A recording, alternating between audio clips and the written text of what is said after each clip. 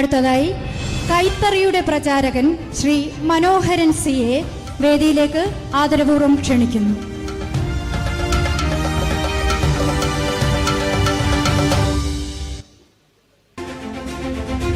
ശ്രീ മനോഹരൻ C.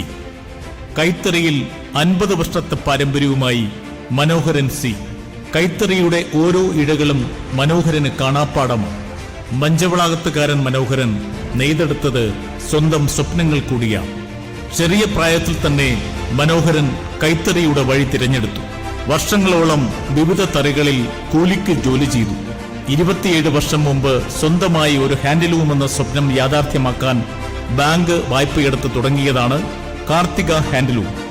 100ഓളം തൊഴിലാളികളാണ് ഇന്ന് മനോഹരന്റെ കീഴിൽ ജോലി ചെയ്യുന്നത്. യഥാർത്ഥ ബാലരാമപുരം കൈത്തറി എന്നറിയപ്പെടുന്ന ഉണക്ക് പാവ് വേഷ്ടികൾ മാത്രം നെയ്യുന്നതിനാൽ കാർത്തിക ഹാൻഡിലൂമിലെ ഉൽപ്പന്നങ്ങൾക്ക് ആവശ്യക്കാർ ഏറെയാണ്.